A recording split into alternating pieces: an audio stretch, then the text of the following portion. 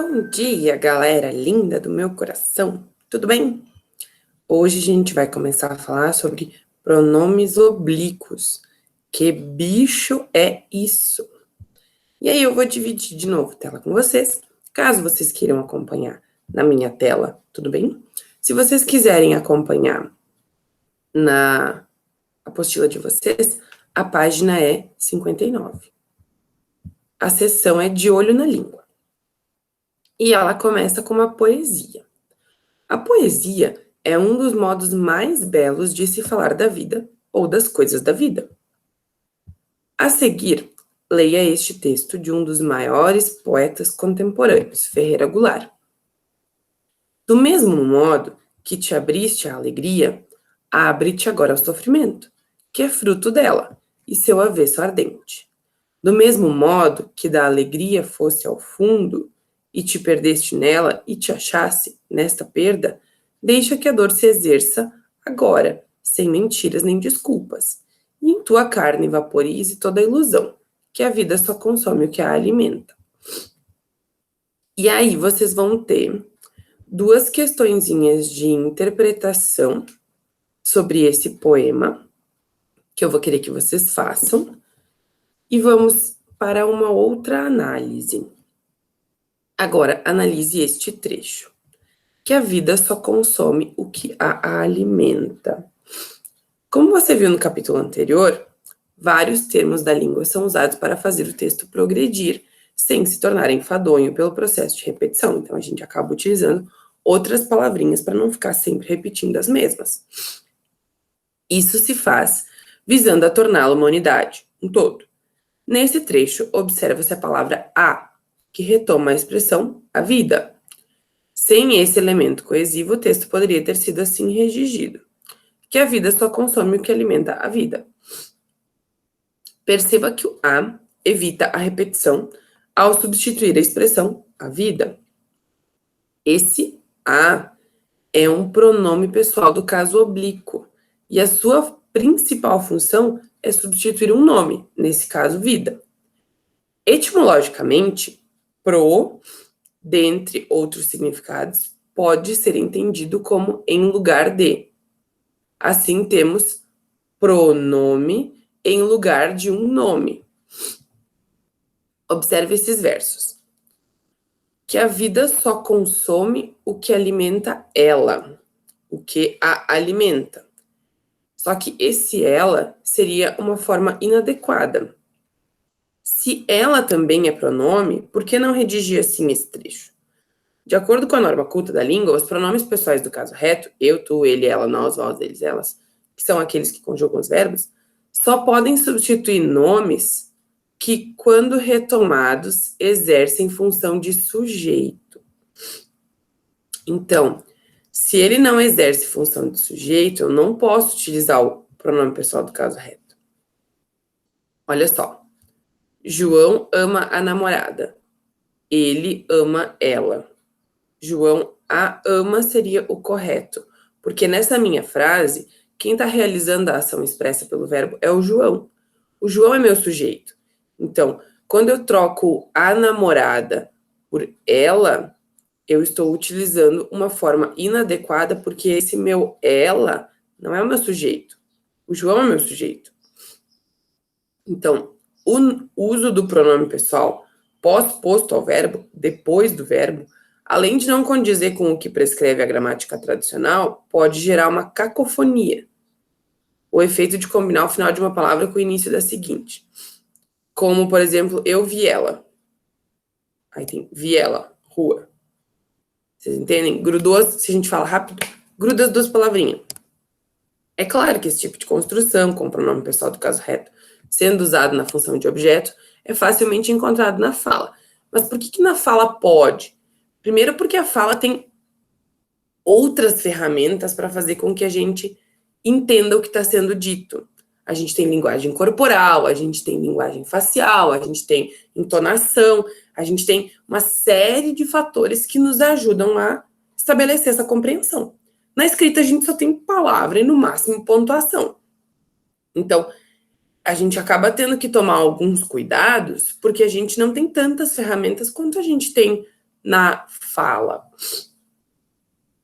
Então, a fala também está ancorada num contexto de informalidade.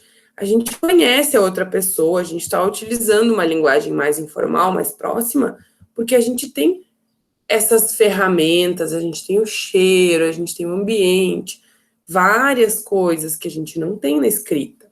Então, na escrita, a gente precisa de algumas regras para que a compreensão seja estabelecida. Posto assim, é importante que saibamos nos policiar tanto nas produções escritas quanto nas produções orais, quando a gente precisa de um nível de formalidade maior. Porque quando é informal, ok, é informal, tá falando com o amiguinho, tá tudo certo. Se o amiguinho entendeu, é o que importa. Para ficar bastante clara a organização dos pronomes, a gente montou um quadro, a Senec montou um quadro para vocês. Os pronomes pessoais. Do caso reto, eu, tu, ele, ela, nós, vós, eles, elas. Primeira coluna. Os pronomes pessoais do caso oblíquo. Aí tem a divisão de 2. Átonos, que não necessitam de preposição, e tônicos, que necessitam de preposição anteposta, que vem antes. Preposição, o que é preposição, Providinei?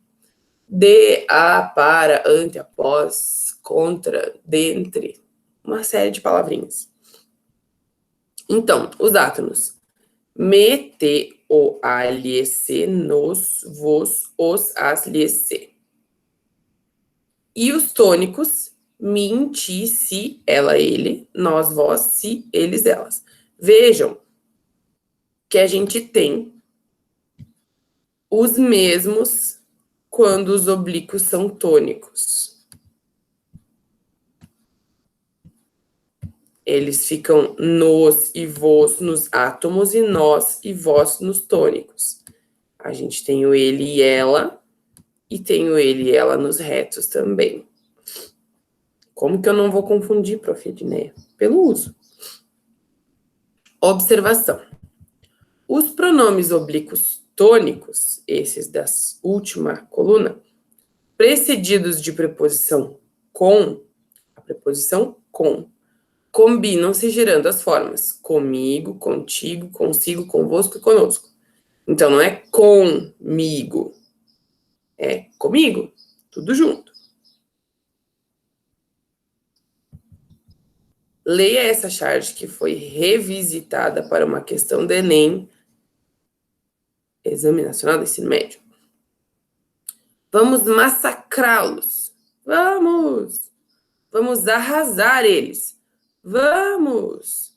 Mas antes vamos acertar o pronome. No cartoon, fica evidente entre os personagens. Um é mais formal que o outro. Olha só. Vamos massacrá-los. É esse aqui que tá falando. Utilizou ali, ó, o pronome certinho. Aí esse concordou. Vamos! Aí agora esse falou. Vamos arrasar eles. E aí ele falou. Vamos! Mas antes, vamos acertar o pronome. Então, o primeiro é o superculto. O segundo é o mais da linguagem coloquial. Apesar de estar em uma situação de oralidade, esse mais culto não aceita o uso inapropriado do pronome eles na frase vamos arrasar eles. Para corrigirmos a frase conforme a gramática tradicional, deveríamos utilizar a forma vamos arrasá-los. Por quê? Porque se eu digo que eu não posso utilizar o pronome reto numa frase para retomar alguma coisa, a menos que ele seja o sujeito, aqui ele está perdido. Porque o sujeito é o nós que está implícito no vamos. Quem vamos arrasar? Quem vamos arrasar com eles? Nós. Então, o nós é que é o meu sujeito, que eu descubro pela conjugação do verbo. O eles é o objeto. Se ele não é sujeito, ele não pode estar ali. Então, teria que ser vamos arrasá-los, do mesmo jeito que ele falou aqui, ó, vamos massacrá-los, porque é o nós que é o sujeito. Então, eu não posso ter outro pronome pessoal do caso reto ali. Ok? Saiba mais. É sempre importante saber mais. As preposições introduzem sempre pronomes pessoais do caso oblíquo e nunca pronomes pessoais do caso reto. Nunca marquem isso. Nos contextos em que há interlocução e que exigem o uso da linguagem formal, os pronomes costumam comportar-se desta forma. Não há nada mais entre mim e ti, Romeu. Constatou-se que havia entre ti e ela um problema. Os médicos não fizeram nada contra mim. Não vá sem mim. Então, a gente não pode dizer não há nada mais entre eu e ti. É mim e ti.